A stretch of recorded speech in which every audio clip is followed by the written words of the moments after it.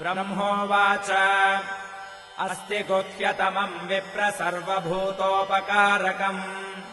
देव्यास्तु कवचम् पुण्यम् तच्छृणुष्व महामुने प्रथमम् शैलपुत्री च द्वितीयम् ब्रह्मचारिणी तृतीयम् चन्द्रघण्टेति कूष्माण्डेति चतुर्थकम्